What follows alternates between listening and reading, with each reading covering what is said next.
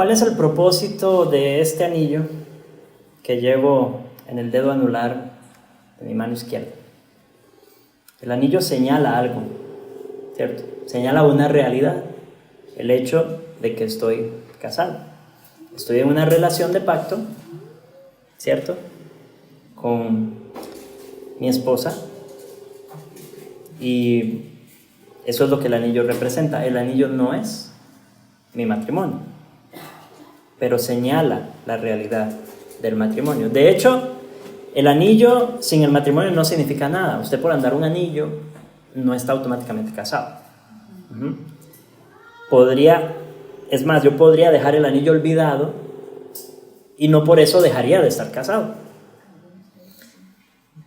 De hecho, también podría mandarlo a agrandar porque estoy gordo y durante el tiempo que lo estuvieran arreglando no dejaría yo de estar casado por no tener el anillo. La realidad es el matrimonio. El anillo es la señal que nos señala, valga la redundancia, esa realidad. Las señales de pacto que Dios ha establecido con su pueblo son similares. No es exactamente igual, pero son similares. Y otra palabra para esas señales es sacramentos. También utilizamos el término sacramento, que es eso. Es una señal exterior instruida por Dios para transmitir o comunicar una gracia o una realidad interna o espiritual. Esa es la función de estas señales. Entonces, ¿qué hace una señal? Apunta a algo fuera de sí, apunta a algo que está más allá de sí misma. La señal no es la cosa señalada, pero sí la representa. Las señales de pacto son señales y sellos de las promesas del pacto de Dios. Antes del bautismo en el Nuevo Testamento teníamos la señal, o el pueblo de Israel tenía la señal de la circuncisión. Y aunque era una marca externa, la circuncisión señalaba una realidad o algo más profundo, algo espiritual. Romanos capítulo 2, versículos del 25 al 29 dice así: pues en verdad la circuncisión aprovecha si guardas la ley, pero si eres transgresor de la ley, tu circuncisión viene a ser incircuncisión. Si pues el incircunciso guardare las ordenanzas de la ley, ¿no será tenida su incircuncisión como circuncisión?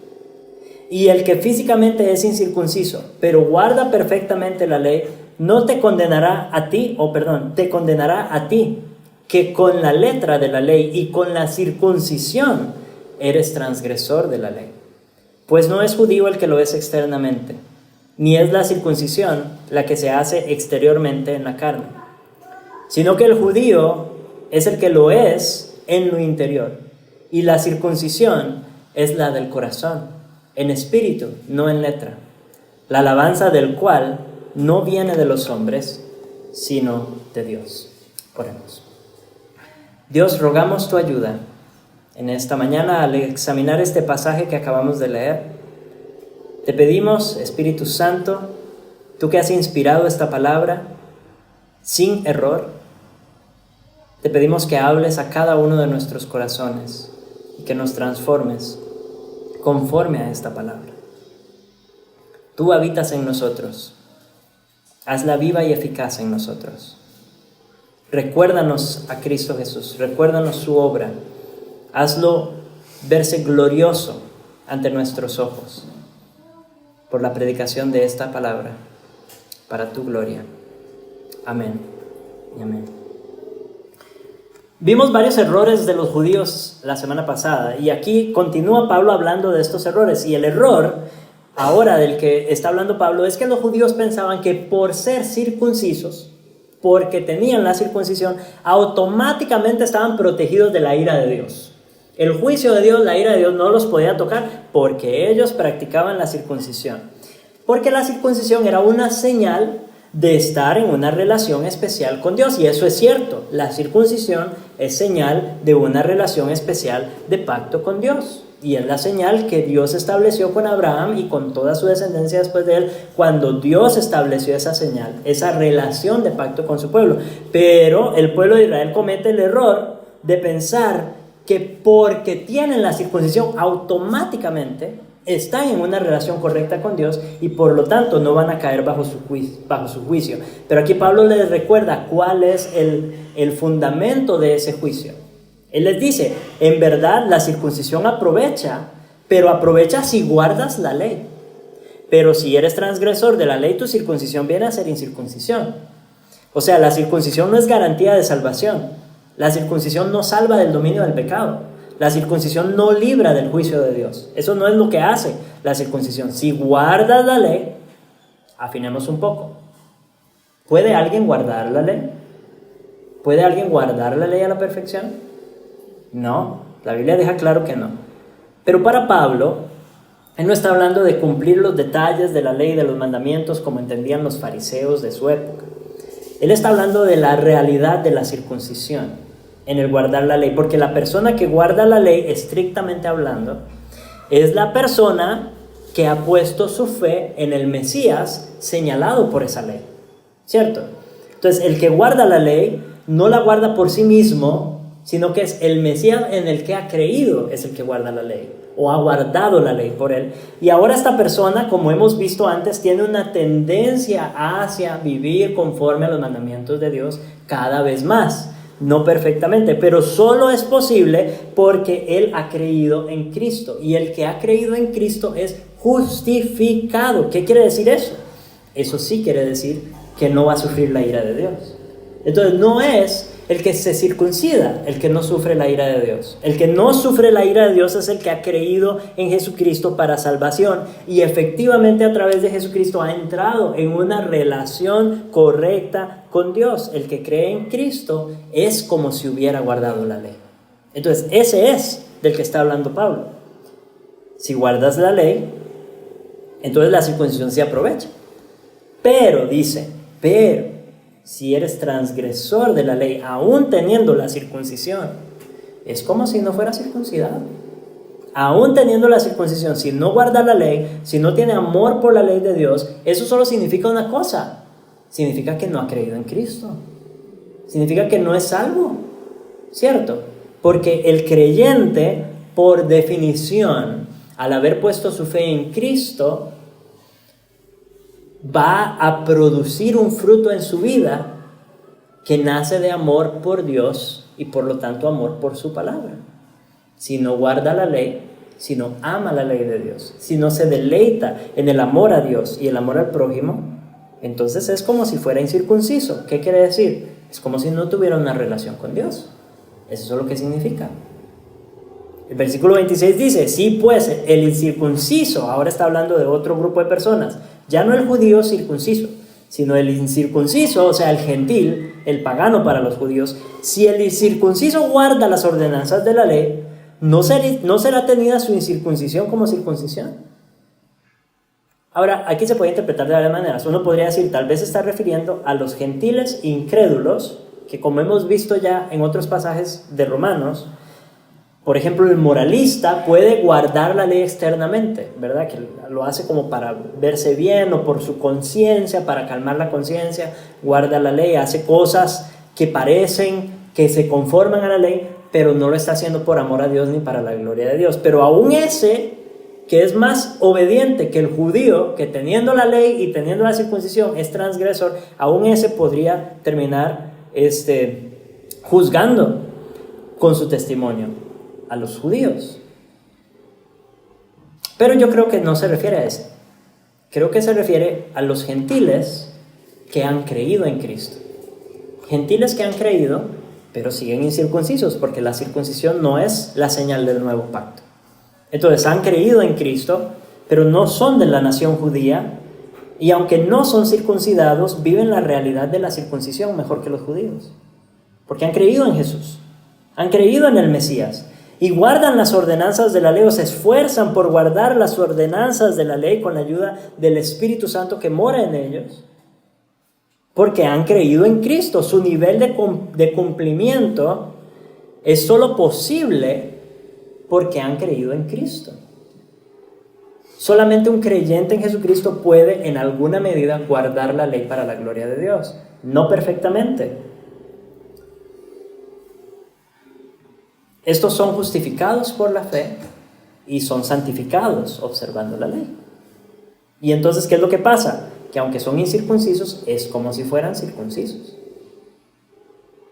Su circuncisión, entonces, les está diciendo Pablo a los judíos, su circuncisión, en última instancia, es irrelevante si ustedes no tienen una relación con Dios. Usted puede ser circunciso, usted puede haber nacido en el pueblo judío, usted puede ser heredero de las promesas de Abraham en ese sentido y tener la ley en sus manos, como ya hemos hablado. Puede tener todo eso, pero si no guarda la ley, si por la fe la obediencia de Cristo no es suya, si por la fe no está viviendo una tendencia de amor a Dios y amor al prójimo, que es el resumen de la ley, entonces es como si fuera incircunciso. Y el gentil que sí lo está haciendo, aunque no sea circunciso, es como si fuera circunciso. O sea, él vive la realidad de la señal. Él tiene una relación correcta con Dios. Del gentil creyente, Dios dice, este es mío. Este me pertenece, aunque sea incircunciso. Y del judío circuncidado, que no guarda la ley, él dice, a este no lo conozco, aunque tenga la señal de la circuncisión. Y lo dice en el presente, estableciendo esa relación con él, pero también sabemos que lo dirá en el futuro. Esa misma realidad será declarada en el día del juicio final. A unos pondrá a su derecha, a otros pondrá a su izquierda. Y la distinción no va a ser, vengan aquí los circuncidados y vengan aquí los incircuncisos. Esa no va a ser la distinción. Él no va a decir, vengan aquí los que se bautizaron y aquí los que no se han bautizado.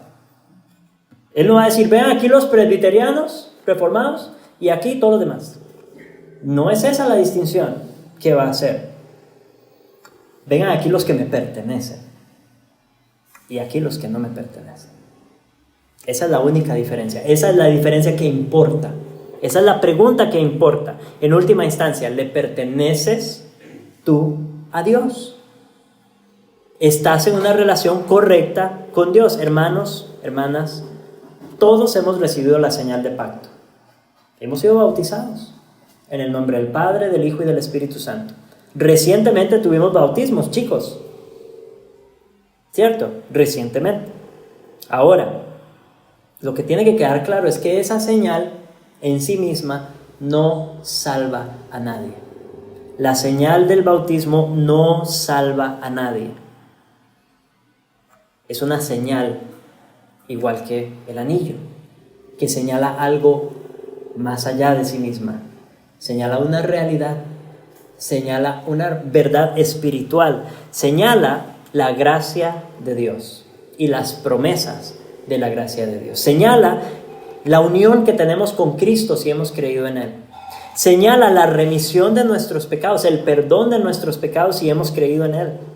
Señala la regeneración, la nueva vida que tenemos en Él si hemos creído, la adopción en su familia si hemos creído, la resurrección para vida eterna que nos espera si hemos creído. Eso es lo que señala el bautismo. Entonces, el bautismo solo tiene sentido si todo eso otro es real en nuestra vida. Si no, podemos bautizarnos todas las veces que querramos, que si no hemos creído en Cristo, no nos van a salvar. No los bautismos. Es necesario, es indispensable, aunque seamos hijos de la iglesia, aunque seamos gente de iglesia, es indispensable creer en Cristo para que la realidad del bautismo se cumpla en nosotros. No creemos que por ser bautizados ya somos salvos. No cometamos el error de los judíos de pensar que por ser circuncisos ya estaban protegidos de la ira de Dios. El versículo 27 dice, el que físicamente es incircunciso, pero guarda perfectamente la ley, te condenará a ti que con la letra de la ley y con la circuncisión eres transgresor de la ley. Está diciendo lo mismo en otras palabras. Este creyente incircunciso en el cuerpo guarda la ley perfectamente. ¿Cómo la guarda perfectamente? ¿Cómo es eso posible? Ya dijimos, en Cristo. Cristo la guardó perfectamente por él. Y él ha recibido la justicia de Cristo, ha sido justificado por la fe y por lo tanto se puede decir de él que ha guardado la ley perfectamente. Ese es el punto de la justificación, que nos ve como inocentes, como obedientes a la ley perfectamente por la obediencia de Cristo. Y ese cristiano incircunciso juzgará al judío que tiene la letra de la ley y tiene la circuncisión. Porque teniendo la letra y teniendo la circuncisión, no obedecen. Ya hemos hablado de esto antes. ¿Cuál es el paralelo para nosotros? Hablamos del bautismo, hablemos ahora de las Escrituras. Quizá usted tiene una Biblia en su casa, muy bien. Los judíos tenían la ley desde el principio y no por eso creían en Cristo. Y no solamente tenerla, usted tal vez la memoriza y tiene salmos memorizados en su cabeza. Tal vez usted se aprendió todos los libros de la Biblia en orden. Eso no es lo que salva. No basta ni siquiera leerla todos los días. Es tener una relación con el personaje principal de ese libro. Eso es lo que importa. Es que conocemos al Mesías del que trata esa palabra. Es que sabemos que en cada uno de los libros, desde Génesis hasta Apocalipsis, se trata de Cristo. Y hemos creído en él. Este judío tenía la ley, pero no tenía salvación.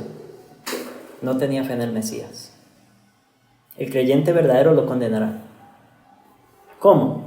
Bueno, en un sentido figurado, su obediencia simplemente va a ser un testimonio en contra de la desobediencia del judío circuncidado, ¿verdad? Pero también, bueno, podemos imaginarnos la vergüenza que eso significaría para un judío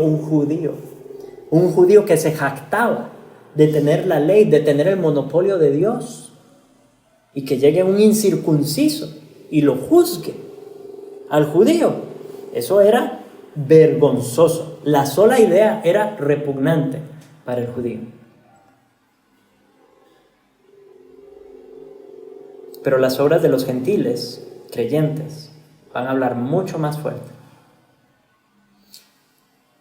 No es judío el que lo es exteriormente,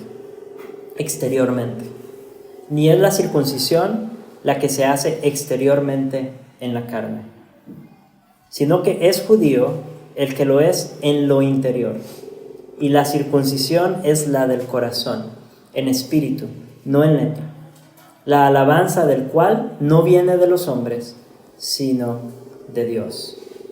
Hay una lucha constante en nuestros corazones y en nuestras mentes por saber colocar la importancia donde debe estar. El contraste entre lo externo y lo interno, entre la apariencia y la realidad. Es importante, es crucial, es vital, indispensable que como cristianos tengamos clara esta distinción. Porque aquí Pablo nos está diciendo, no es judío el que lo es exteriormente, ni es la circuncisión la que se hace exteriormente en la carne. No se trata de lo externo, no se trata de lo físico, no se trata de lo visible, no se trata de las acciones externas, de cuánto nos conformemos a los rituales de la iglesia, a los legalismos de la iglesia. No se trata de la circuncisión, no se trata del bautismo, no se trata de la apariencia externa, no se trata de la membresía suya en la iglesia, que porque firmó el pacto de membresía, que porque recibió el certificado. No se trata del desfile que hacemos todos los domingos por esa puerta con la Biblia bajo el brazo. No es eso lo que importa. No son las citas bíblicas y los pensamientos lindos que compartimos en Facebook o en redes sociales. No es el ministerio público de este servidor que se para aquí todos los domingos a predicar. No es el tamaño de nuestras ofrendas. no es haber nacido y crecido en un hogar cristiano. Se trata de lo interno. Miremos hacia adentro. Se trata de lo espiritual. Se trata de lo que no se puede ver, de la realidad interior, de eso que es verdad entre usted y Dios. Se trata de su corazón delante de Dios. Se trata de su yo verdadero. Se trata de la realidad interna de su relación con Dios. Se trata de la motivación de la gloria de Dios. Eso es lo que importa. Hay una transformación interna que debe ocurrir, interna y profunda. Y mis hermanos, sería yo cruel si les dijera simplemente transfórmense en sus corazones, porque ni ustedes ni yo podemos hacer eso. El primer paso es darnos cuenta de que esa transformación es necesaria. Y creo que todos aquí estamos de acuerdo. No nos vemos muy lindos cuando examinamos el interior de nuestro corazón. Aún si hemos creído en Cristo, nos falta mucho para replicar su imagen en nuestro carácter, en nuestras mentes, en nuestros pensamientos, nuestras motivaciones. Nos falta mucho. Esto es una obra que solo Dios puede hacer.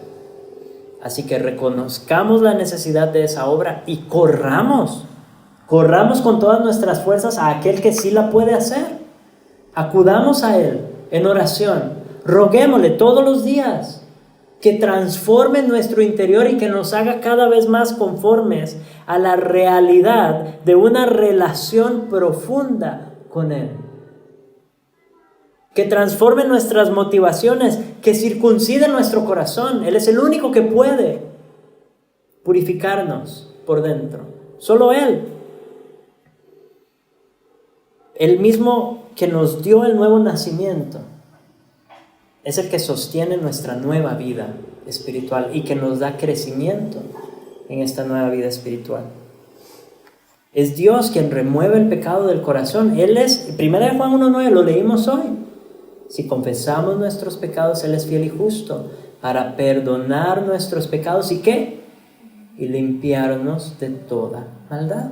Él no nos perdona nuestros pecados para que usted vea a ver cómo se limpia su maldad. No, Él nos limpia de toda maldad. Somos absolutamente dependientes de Él. Es Él quien da la vida donde antes había muerte. Es Él quien da salud donde antes había enfermedad. Él es quien da riqueza espiritual donde antes estábamos en bancarrota. Es Él y solamente Él. Él es el que puede iluminar nuestro entendimiento, cambiar nuestros deleites, dirigir nuestra voluntad. ¿Hacia qué? Su gloria. Se trata de humildad. Se trata de la misma humildad que tuvimos cuando creímos en Cristo la primera vez. Debemos seguir andando de esa manera. Lo necesitamos todos los días. Necesitamos su intercesión todos los días. Necesitamos su obra transformadora, dadora de vida, limpiadora, purificadora, santificadora, todos los días.